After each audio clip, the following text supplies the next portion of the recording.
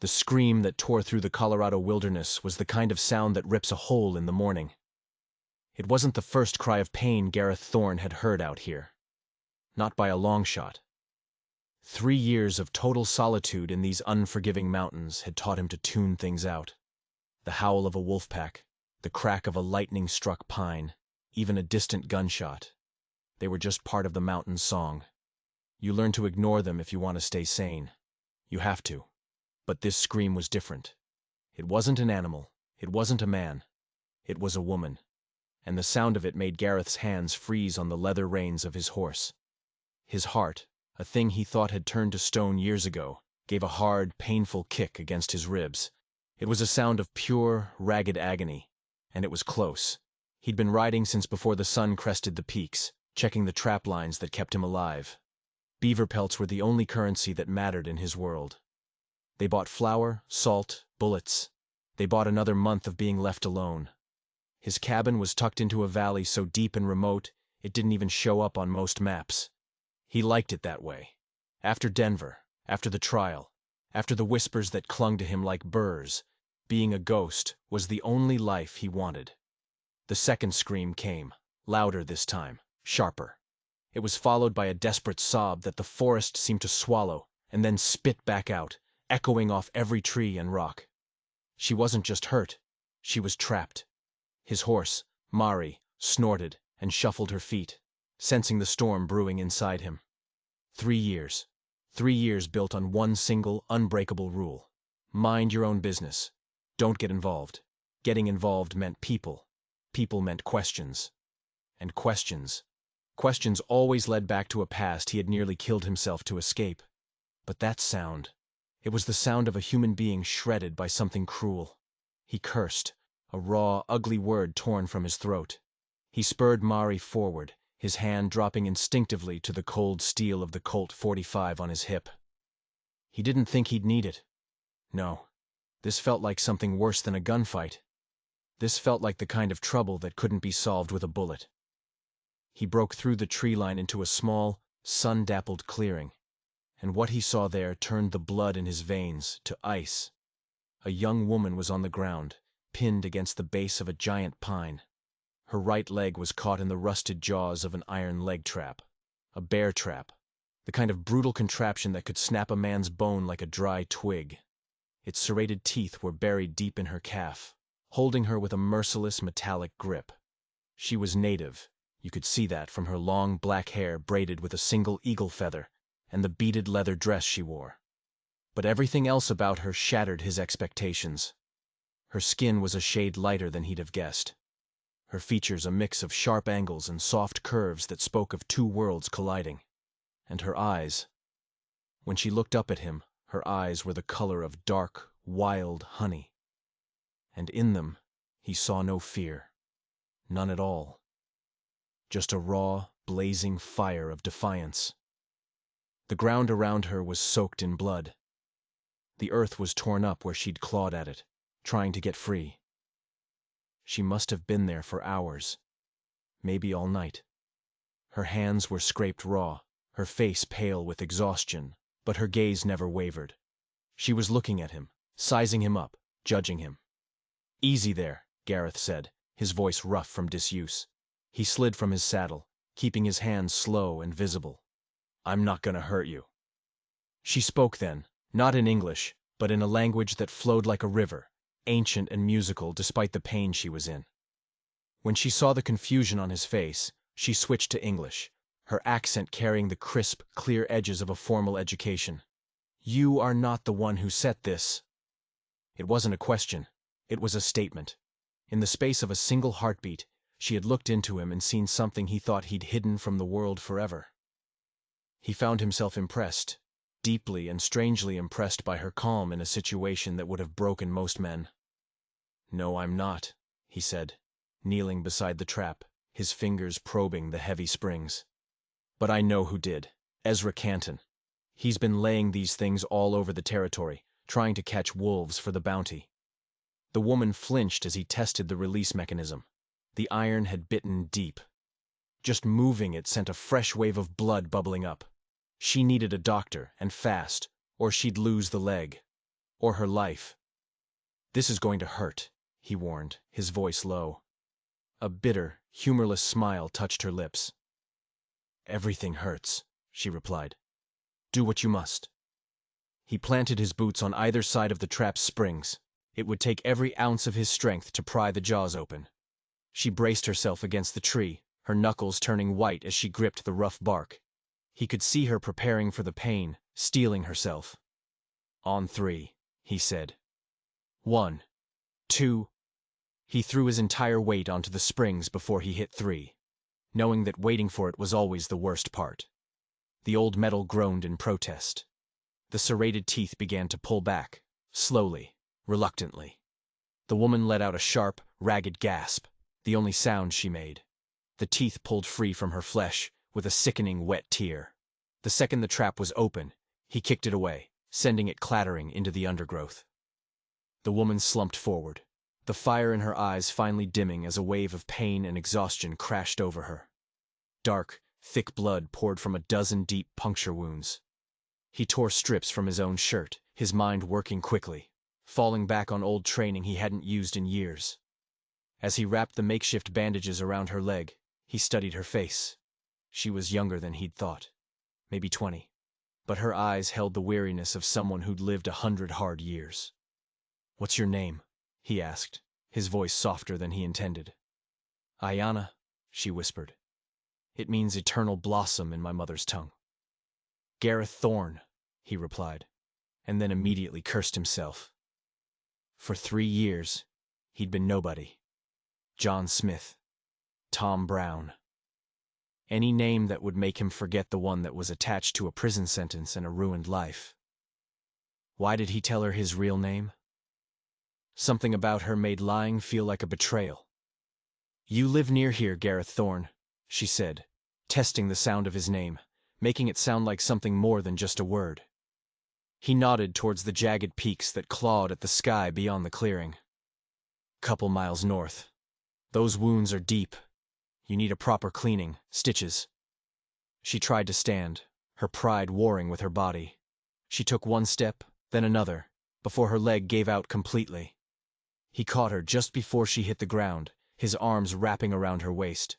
Her body was light but solid, and for a moment, he forgot how to breathe. "I can walk," she insisted, her voice a fierce whisper. "Maybe you can," he said, his own voice tight. "But you can't walk 2 miles of mountain trail." He looked from her to his horse. "Can you ride?" A flicker of that fire returned to her eyes. "I can ride anything with 4 legs." He helped her onto Mari's saddle, then swung up behind her. The mare shifted under the extra weight, but didn't complain. As they started the slow journey back to his cabin, Gareth was intensely aware of her presence. She sat ramrod straight, her back just inches from his chest. The scent of pine and blood and something else, something uniquely her, filled his senses. She was everything he had run from. Strength, dignity, a reason to get involved, a reason to care. "Why do you live out here alone?" she asked, her voice quiet but clear over the plodding of the horse's hooves. He thought for a long moment before answering. "Same reason anyone does anything, I suppose. Seemed like the best choice at the time." "And now?" He looked out over the endless expanse of wilderness, the place that had been his sanctuary and his prison for 3 long years. "Now," he said, and the honesty of it surprised him. "I'm not so sure." His cabin came into view around a bend, looking smaller and rougher than he'd ever seen it before. He'd built it with his own hands, log by log, stone by stone. It was a fortress against the world, a place where his past couldn't find him. "It's not much," he said as he helped her down. She looked at the simple, sturdy structure, then back at him. "It's yours," she replied, as if that was the only thing that mattered. He settled her into his one rickety chair and started gathering supplies. The inside of the cabin was sparse. A bed, a table, a stove, and a wall of books. Everything a man needed to survive, and nothing more. "You read," she observed, her gaze lingering on the books. "Helps pass the winters." He knelt in front of her with a bowl of hot water and clean rags. This is going to sting worse than the trap did. She gripped the arms of the chair, her jaw tight, but she didn't make a sound as he cleaned the deep, ragged wounds. Each puncture was a testament to the trap's cruelty, but he could see that by some miracle, no major arteries were hit. She would heal. "You've done this before," she said, watching his steady, practiced hands. "I've done a lot of things before," he answered, his tone a clear warning to ask no more questions. But as he worked, he could feel her eyes on him, studying him, peeling back the layers he'd spent years building. He was older than her, closer to 30, with streaks of gray already starting at his temples. A man who looked like he'd seen too much of the world and hadn't liked any of it. When he finished, he sat back on his heels. "That should hold. But you need to stay off it for at least a week. Maybe 2. I can't stay here for 2 weeks. Where else are you gonna go?" The question hung in the small cabin like wood smoke. She looked around, truly seeing the isolation for the first time, the silence, the crushing loneliness of it all. "My people will be looking for me," she said finally. "What people?" he asked, his voice gentle. "There hasn't been a native settlement within 50 miles of here for years." A shadow passed over her face, a deep and ancient pain. "That's a long story. I've got nothing but time." She was quiet for a long time. He thought maybe she wouldn't answer. Then she spoke, her voice low and heavy with history. "My father was a white man, a trader. My mother was Cherokee.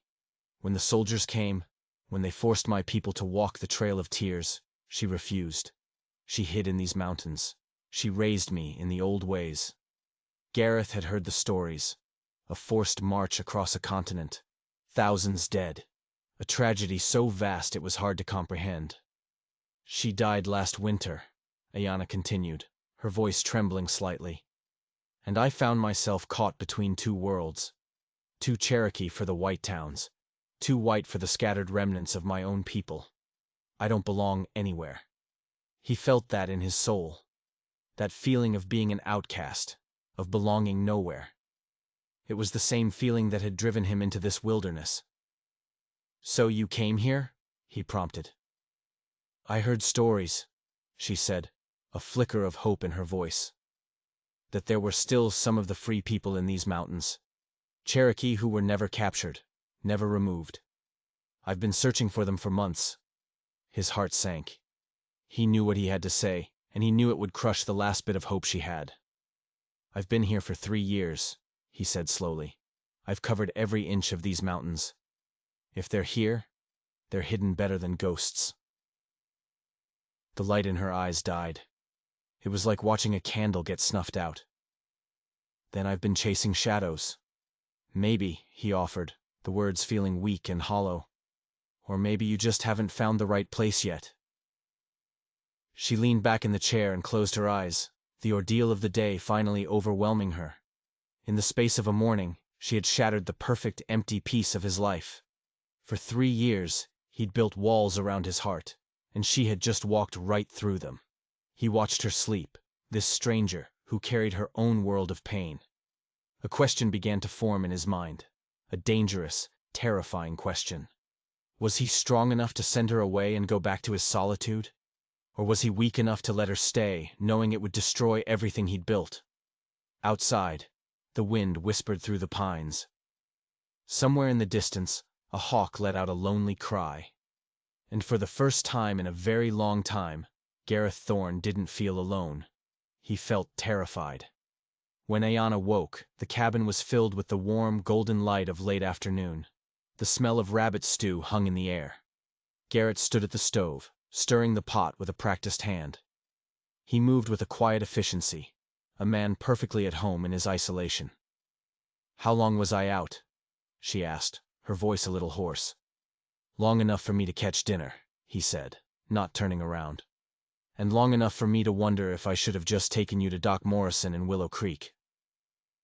"Who's Doc Morrison?" "Closest thing to a doctor in 100 miles. Runs a practice above the saloon." He ladled a thick, fragrant stew into a wooden bowl and handed it to her. "It's not too late. I can still take you." The stew was hot and rich, filled with wild onions and tender meat. It was the best thing she had tasted in months. She looked at him over the rim of the bowl. "You don't want to go to town, do you?" It wasn't a question. He stopped stirring and finally met her gaze. She could see things in his eyes he tried to hide. A wariness, a deep-seated caution that went beyond just a hermit's preference for solitude. "Towns mean questions," he said. "I try to avoid questions." "What kind of questions?" He sat down opposite her with his own bowl, the small table feeling crowded for the first time. He seemed to be weighing his words, deciding what tiny piece of the truth he was willing to part with. The kind that don't have good answers. They ate in silence for a while. Through the cabin's single window, she could see the sun setting, painting the snow-capped peaks in brilliant shades of pink and orange. It was a beautiful prison. "You built this place yourself," she observed, noticing the tight, careful joinery of the logs, the solid construction of the stone fireplace. "Had plenty of time," he grunted, "and nothing else to do. It's a good place to disappear." His head snapped up, his eyes sharp and guarded. "What makes you think I disappeared?" She held his gaze, her own unwavering. "A man doesn't live like this for 3 years unless he's running from something. The only question is, are you running from other people, or are you running from yourself?" The truth of her words hit him like a physical blow. He stood up abruptly, breaking the connection between them. He started clearing the bowls, needing the motion, the activity, to deflect her piercing insight. "You need to rest," he said, his voice clipped. "Take the bed. I'll sleep on the floor." "I can't take your bed." "You can, and you will," he said, his tone leaving no room for argument. "You're injured. You're my guest." He helped her to the narrow cot, the rough wool blanket smelling faintly of wood smoke in him. Her leg throbbed with a dull, persistent ache, but it was a clean pain now, a healing pain. "Gareth," she said, just as he was laying out his bedroll near the hearth. He paused. "Yeah? Thank you." He just nodded, his back to her, clearly uncomfortable with her gratitude. As he settled onto the hard floor, Ayanna lay in the darkness, listening to the quiet sounds of the cabin. The crackle of the dying fire, the sigh of the wind outside, the restless shifting of the man on the floor. He was a puzzle, a man with gentle hands and a haunted past. A man who had saved her life, and now seemed terrified of her presence. And as she drifted off to sleep, she realized she wasn't just a guest in his home. She was a threat to his solitude, and she wasn't sure if that made her his savior or his destroyer. The next morning, it started to rain. A cold, steady downpour that turned the world outside into a gray, blurry watercolor. Garrett woke to find Ayanna sitting up in bed watching the storm. "How's the leg?" he asked, his voice still thick with sleep as he stoked the embers in the fireplace back to life. "Better." To prove it, she stood and took a few careful, limping steps. The wounds were clean, no sign of infection. Her natural strength was already fighting back. "Rain will make the trails impassable anyway," he said, as much to himself as to her. "Looks like you're stuck here for a few more days." Those few days turned into a week. A strange, surprisingly comfortable routine settled over them. He would go out in the rain to check his traps, returning soaked and smelling of wet earth and pine. She would have a fire roaring and a hot meal ready. She mended his torn shirts with the neat, tiny stitches her mother had taught her. She organized his chaotic shelves. She turned his stark shelter into something that felt, frighteningly, like a home. They started to talk. Not about the past, not about the things that haunted them, but about small things. She told him about growing up in the forest, about how to read the clouds to predict the weather, how to find medicine in the roots of plants. He found himself telling her about his childhood on a farm, long before he ever wore a badge, about the books he read, and the worlds they took him to. He was a deputy marshal. He finally told her that one evening, as the rain drummed endlessly on the roof. He'd worked in Denver. He told her about the city, the noise, the crowds. He spoke of it like a foreign country. But he left out the most important part. He left out the trial, the accusations, the reason he had traded a city for a cage made of trees. On the fourth morning, the rain finally stopped. The sun broke through the clouds, and the forest outside glittered, as if it were covered in diamonds. Ayanna stood at the open door, breathing in the clean, rain-washed air. Garrett stood behind her, and he knew she was thinking of leaving. "Your leg's strong enough for short walks," he said, breaking the silence. "But not for a long journey." "Not yet," she agreed. She didn't turn to look at him. "How long?" "Another week, maybe more." They both knew it was a lie. She was a survivor. She could leave tomorrow if she had to. The real question, the one that hung unspoken between them, was whether either of them wanted her to. That afternoon, she went for a walk. She found a small meadow not far from the cabin, a secret place carpeted with wildflowers and bisected by a clear, cold stream. She was sitting on the bank, soaking her injured leg in the icy water, when Garrett found her. He sat down beside her on the grass, not saying anything for a long time. The silence between them was different now. It wasn't empty. It was full of things they were both too afraid to say. "Gareth," she said finally, her eyes still on the flowing water. "What happened in Denver?" The question landed like a stone in a still pond. He'd known it was coming. He'd been dreading it for days. "Why do you want to know?" "Because," she said, turning to face him, her honey-colored eyes searching his. "I'm trying to decide if you're a good man who did something bad, or a bad man who just happened to do something good." Her directness was like a splash of cold water. He picked up a flat stone and skipped it across the stream. Once, twice, 3 times before it sank. He was buying time, trying to assemble the right words. "There was a trial," he said, his voice low and rough. "I was accused of taking bribes from a cattle-rustling gang. They said I looked the other way for a cut of the profits." "Were you guilty?" she asked softly. "The jury seemed to think so." "That's not what I asked you." He finally met her gaze. He saw no judgment in her eyes, just a quiet, steady demand for the truth. And in that moment, he realized he was tired of the lies. He was tired of hiding. "No," he said, the word feeling strange and powerful on his tongue. "I wasn't guilty.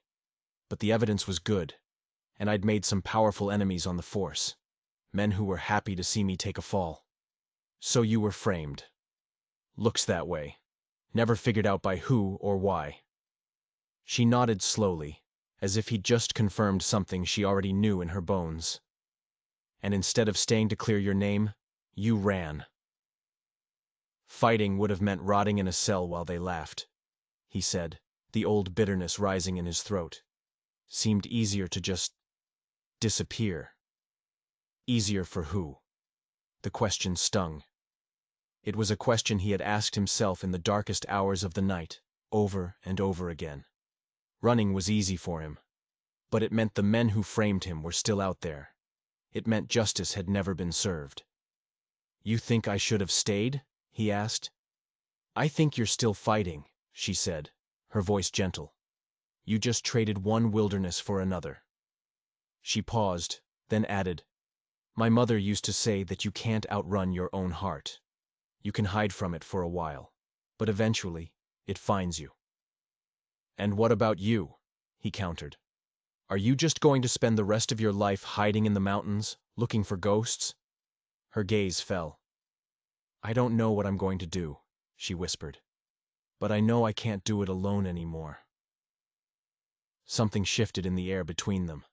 The space separating them suddenly felt charged, electric. He could see the pulse beating in her throat. He could smell the sun in her hair. He had been alone for so long, he'd forgotten that loneliness was a choice.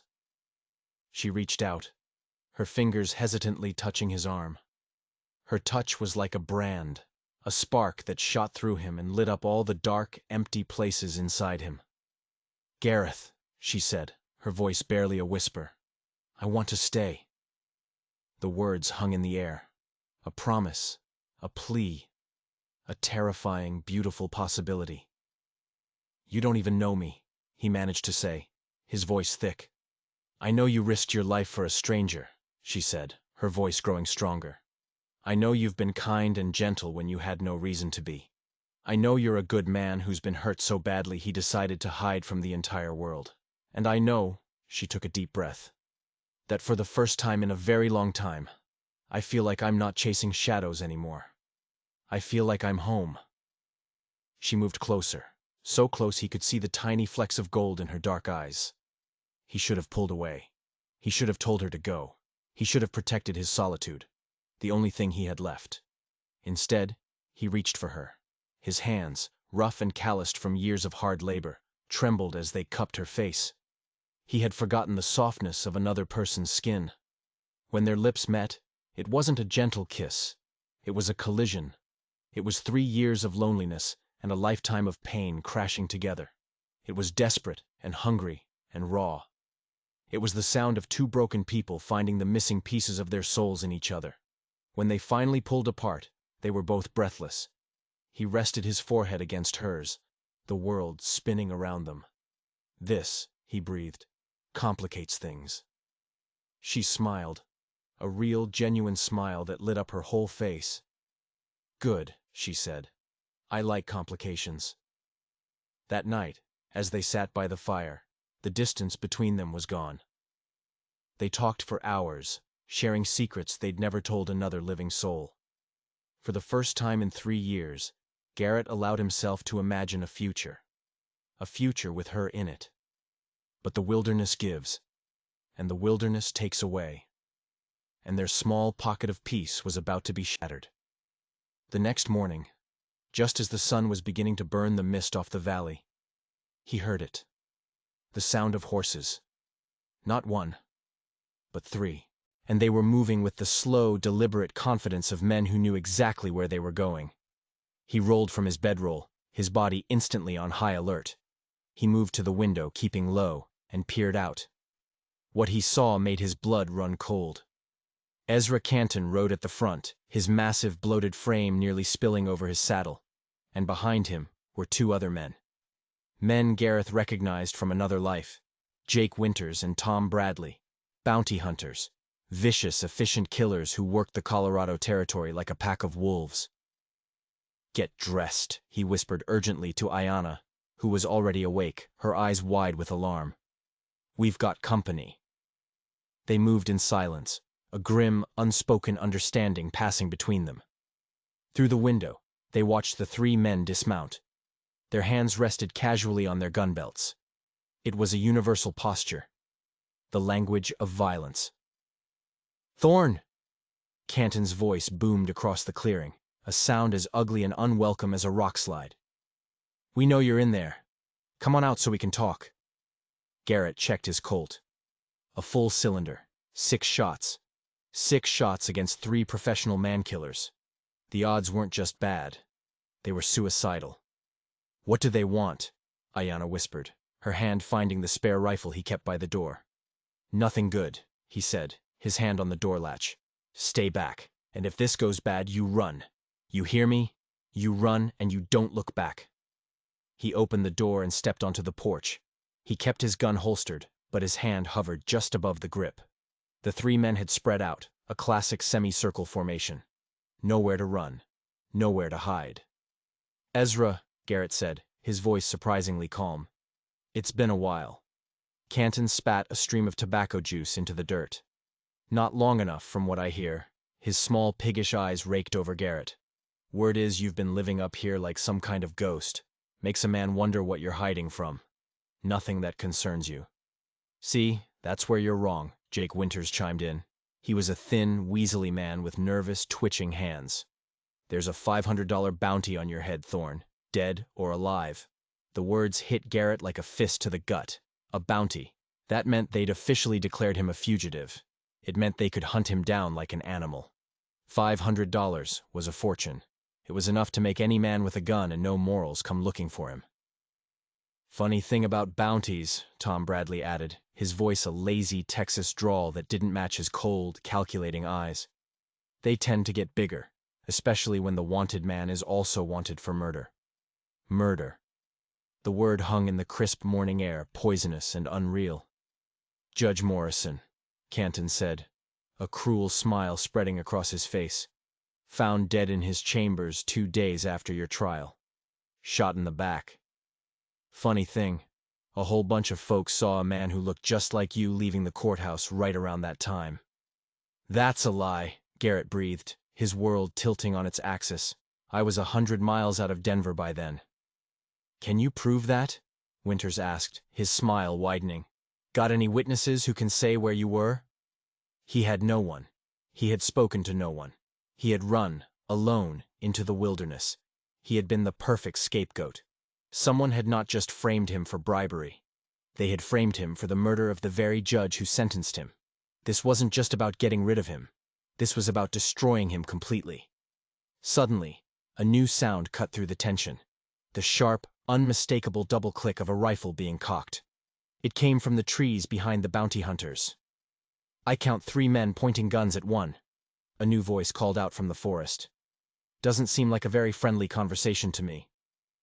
Garrett recognized the voice. Samuel Cross, an old mountain man who lived even deeper in the wilderness than he did. A man who valued his privacy even more than Garrett. "This ain't your business, Cross," Canton yelled, spinning around, trying to locate the hidden rifle. "Anything that brings armed scum like you into my mountains is my business," the voice shot back, "and I've always been partial to a fair fight." The standoff was stretched as tight as a bowstring. And then, it got even tighter. The cabin door opened, and Ayanna stepped out onto the porch. She moved with the silent grace of a predator, her face a mask of calm fury. In her hands, she held Garrett's rifle, and she held it like she was born with it. She took her place beside him, the rifle held steady, its dark muzzle pointed right at Ezra Canton's chest. "Now it's 3 against 3, she said, her voice as cold and clear as a mountain stream. Canton's eyes went wide. He stared at her, a strange look of shock and recognition dawning on his face. Then he threw his head back and laughed, a loud, ugly bark of a sound. "Well, I'll be damned," he roared. "The Cherokee Princess. Boys, it looks like our luck just doubled. We didn't just find one fugitive, we found 2. Garrett's blood turned to ice. He looked at Ayanna. Her jaw was clenched, but there was no surprise in her eyes. She knew. She knew what he was talking about. "What the hell does that mean?" Garrett demanded. "Your girlfriend here," Canton sneered, "is worth $200 herself. Wanted for killing a federal marshal down in New Mexico territory." Garrett felt the porch beneath his feet sway.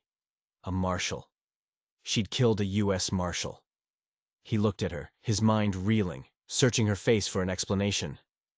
"He was trying to rape me," she said, her voice low and trembling with rage. "I defended myself." "Federal judges don't much care about the details when one of their own gets killed," Canton said, his grin widening. He was enjoying this, savoring every second. $700, all in one tidy little package. We're gonna be rich. "You're not taking us anywhere," Garrett said, his voice a low growl. His hand was no longer hovering over his gun. It was gripping it. "That," Canton said, his eyes glinting, "remains to be seen." And then all hell broke loose. Canton went for his gun. He was fast, but Garrett was faster. He'd been waiting for it, expecting it. His Colt cleared the holster in a single fluid motion. The first shot was a deafening crack that sent the birds scattering from the trees. Canton staggered back, a red flower blooming on his shoulder. Before the echo of the shot even died, Winters and Bradley were drawing their own weapons. But Ayanna was ready. Her rifle roared from the porch, and Winters screamed as the bullet shattered his right hand, sending his pistol flying into the dirt. Bradley managed to get a shot off. The bullet splintered the porch post right beside Garrett's head, showering him with slivers of wood.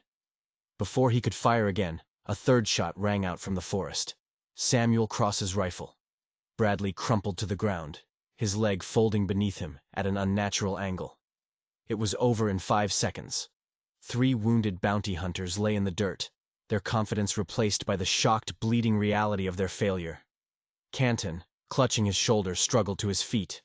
"This ain't over, Thorne," he gasped, his face pale. "That's too much money. They'll send more men. They'll send an army for you now." They stumbled back to their horses, defeated. As the sound of their retreat faded into the forest, Samuel Cross emerged from the trees. He was a lean, weathered man in his 50s, with eyes that had seen more winters than most people could imagine. He nodded at Ayanna. Nice shooting. Then he turned to Garrett, his expression grim. You two can't stay here. Canton's right. Word of this will get out. They'll send more. Next time, you won't be so lucky. Where can we go? Ayanna asked, the rifle still held at the ready. There are places, Cross said. Hidden valleys. Places the law doesn't go. But they're a long, hard ride from here, and you need to leave now. Garrett looked at the cabin he had built, at the small, quiet life he had carved out of the wilderness. It was all gone. In the space of one morning, it had been burned to the ground. He looked at Ayanna, standing beside him, fierce and beautiful, and just as much of a fugitive as he was. His solitude was over. His life as a ghost was over. He was a wanted man again. But this time, as Ayanna reached out and took his hand, her grip firm and steady, he realized he wasn't running alone. And that changed everything. They left before dawn, with only what they could carry. They were no longer just two people running from their pasts. They were fugitives, bound together by blood and bounties. Samuel Cross had given them a crude map, directions to a place called Paradise Valley, a hidden sanctuary for outcasts 3 days' ride to the north. It was a sliver of hope in a world that had suddenly become very small and very dangerous. Do you regret it? Ayanna asked as they rode through the cold, pre-dawn gloom. Regret what? Helping me, she said. If you'd left me in that trap, you'd still have your cabin, your quiet life. He thought about that. 3 days ago, his biggest worry was the coming winter. Now he had a $700 price on his head, and was riding into the unknown with a woman wanted for murder. A woman he was pretty sure he was falling in love with. No, he said, the word solid and true. I don't regret it. Even though it's cost you everything? It hasn't cost me everything, he said, looking over at her, at the determined set of her jaw in the pale light. It's just changed what everything means. They rode north, into a wilderness more vast and unforgiving than the one he'd left behind. The trail Cross had told them about was barely a trail at all, a winding game path that climbed higher and higher into the mountains. By midday, the air was thin and sharp, and Ayanna's leg was clearly causing her pain, though she never once complained. He called a halt by a stream. As she dismounted, she winced, and he was at her side in an instant. Let me see, he said, kneeling in front of her. He gently examined the bandages. The wounds were healing, but the long ride had taken its toll. His fingers brushed against her skin, and a jolt of warmth passed between them, a silent acknowledgement of the bond that was growing stronger with every mile. It's healing well, he said softly. You're strong. I have to be, she replied, her gaze intense. Weak women don't last long out here. Ayanna, he said, still kneeling before her. When we get to this valley, we need to decide what happens next. What do you mean? I mean, he said, forcing himself to be vulnerable, to say the words that terrified him. Are we running away together? Or are we just running in the same direction? She looked at him, really looked at him, and saw past the hardened exile to the man underneath. She saw the fear, the hope, the question in his eyes. What do you want it to be? She asked. I want it to be together, he said, the admission feeling like a weight lifting off his soul. But I need to know that's what you want too, not just because we're both in trouble. She didn't answer with words. She leaned forward, her hands cupping his face, and she kissed him. It was different from their first kiss in the cabin. That one had been desperate, a release of pent-up loneliness. This was a promise, a commitment, a decision made in the heart of the wilderness, with the whole world hunting them. When they broke apart, her eyes were shining. Does that answer your question? He managed a smile. It's a good start. They continued their journey, but something had changed. They were no longer two fugitives. They were a team, partners. That evening, as they made camp in a shallow cave overlooking a vast, empty canyon, they finally told each other the whole truth. Tell me about the marshal, he said as they sat by the fire. She stared into the flames, her face grim. His name was Blevins. He was corrupt. He was working with land speculators, driving my people off the last bits of their territory. He cornered me one night. He thought because I was native, he could do whatever he wanted. Her hands clenched into fists. He was wrong. Garrett felt a surge of cold fury. She wasn't a murderer. She was a survivor. Then he told her everything, about the bribery charge, about the powerful men he'd made enemies of, and about the murder of Judge Morrison. She listened, her expression thoughtful. "This Canton," she said. "Was he one of the lawmen you made enemies with?" Garrett froze. He was. He was one of the lead investigators on the cattle rustling case. He argued against my theories, said I was chasing ghosts. And then he testified against you at your trial. A cold dread began to creep up Garrett's spine. "Yes. Gareth," she said, her voice urgent. "This wasn't random. They didn't just pick you to be a scapegoat. You were getting too close to something. The bribery charge was to discredit you. The murder charge was to silence you permanently." It was all falling into place. A horrifying, intricate puzzle. He hadn't just been framed, he had been targeted. He had stumbled into something big, something rotten, and they had cut him out like a cancer. "Even if that's true," he said, the old hopelessness creeping back in, "what can we do? We're wanted fugitives. We have no allies, no resources." "You have me," she said simply. The words hit him with the force of a physical blow. After 3 years of believing he was utterly alone, the simple power of that statement was overwhelming. "Ayanna, going back, trying to clear our names, it's suicide." "Running for the rest of our lives isn't living," she countered, her hand finding his. "My mother taught me that some things are worth fighting for. Our freedom, our names, justice." She was right. Hiding in some forgotten valley wasn't a life. It was a slow death. He looked at this incredible, brave woman, and for the first time since he'd fled Denver, he felt a flicker of something he thought he'd lost forever. Hope.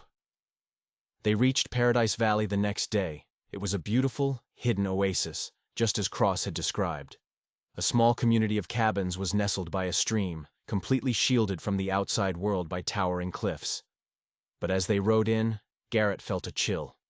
The people who lived there watched them with dead, hollow eyes. These weren't free people. They were prisoners, hiding from the world under the thumb of a man named Silas, the self-proclaimed leader of the valley.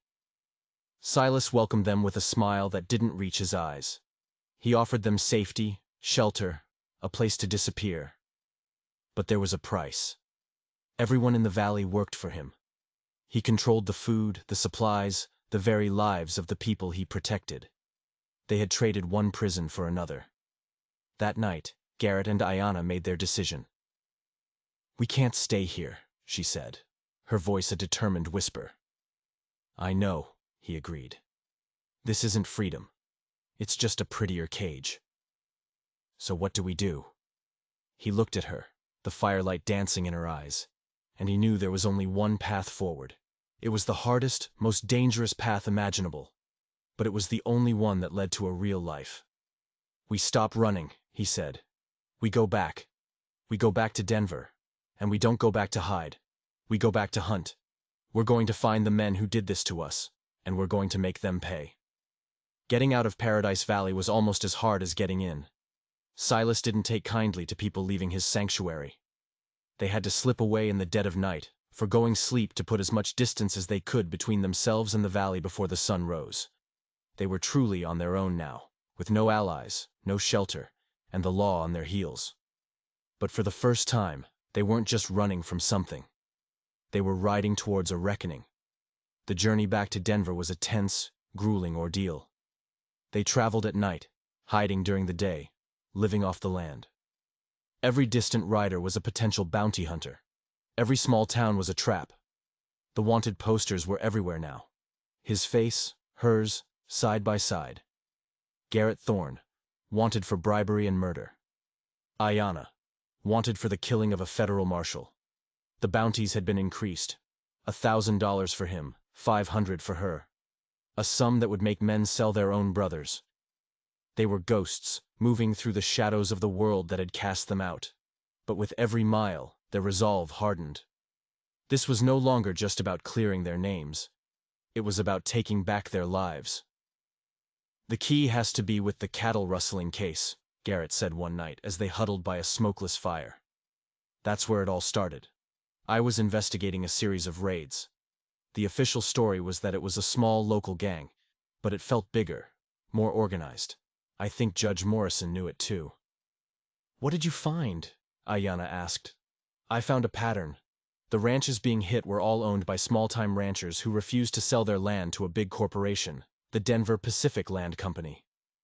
"Let me guess," Ayanna said, her eyes narrowing. "Ezra Canton had connections to them." "He owned stock," Garrett said, a dark realization dawning. "A lot of it. And so did Deputy Marshal Blevins, the man I killed," she finished for him, her voice hard as steel. "It's all connected, isn't it? The land grab in New Mexico, the rustling here. It's the same group of people. They weren't just fighting a corrupt lawman.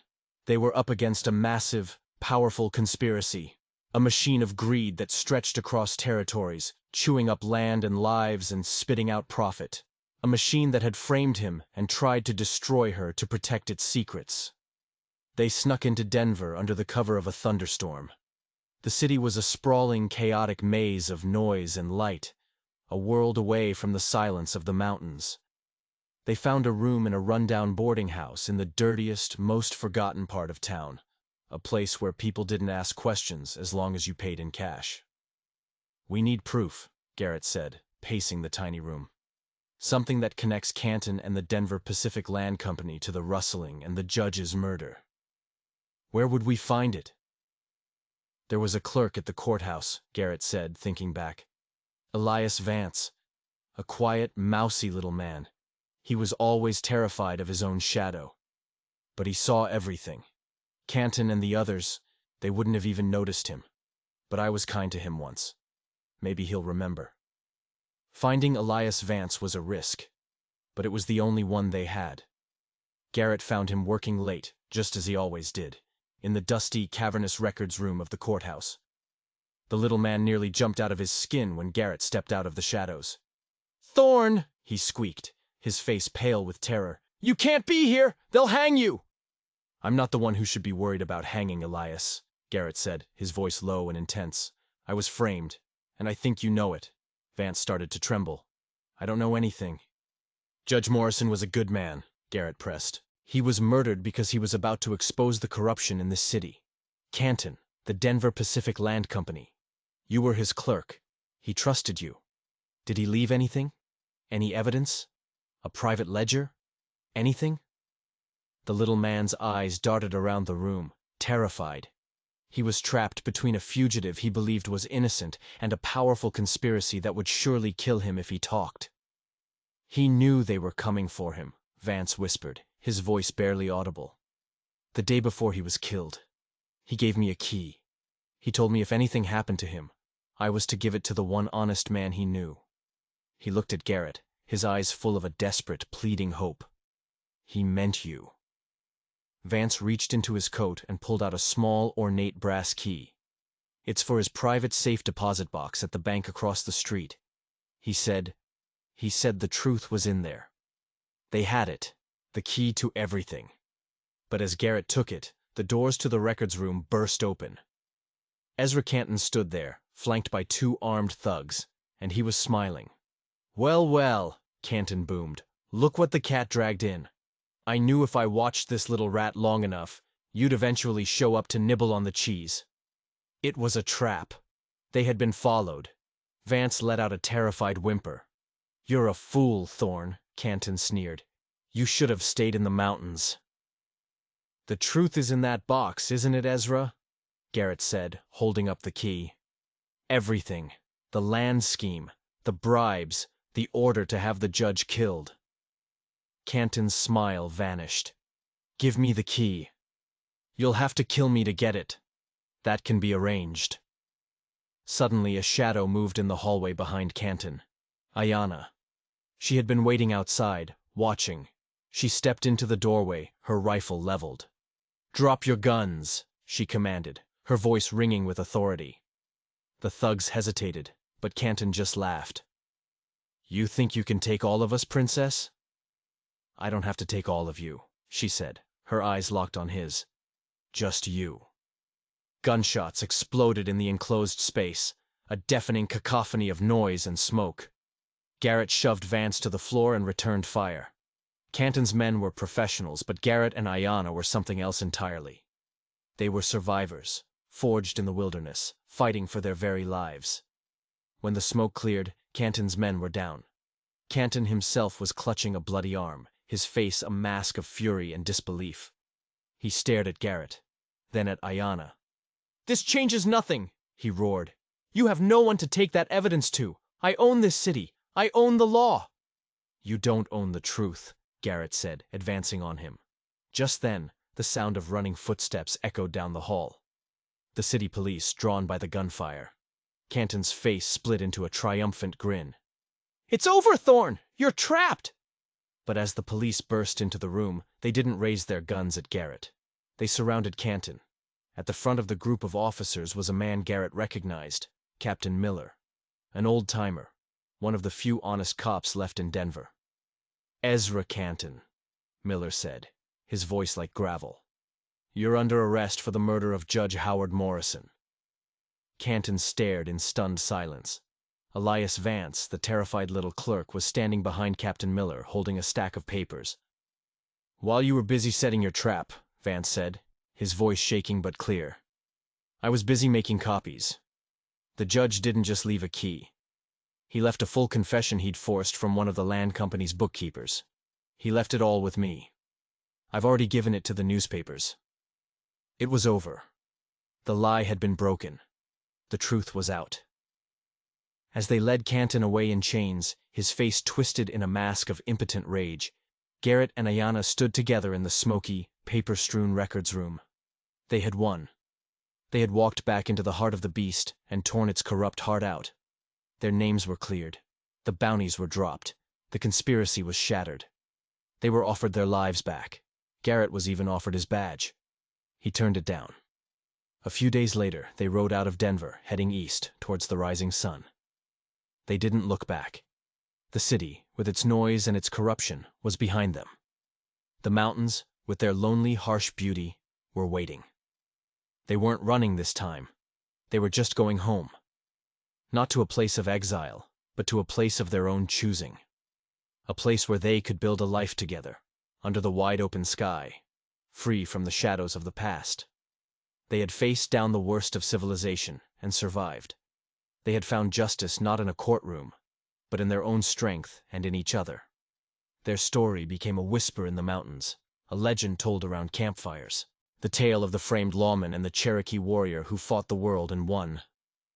They had found their peace, not by hiding from life, but by fighting for it. Together. If you enjoyed this story of survival and justice, don't forget to subscribe and hit that notification bell, because you won't want to miss the strange and twisted tales we have coming next.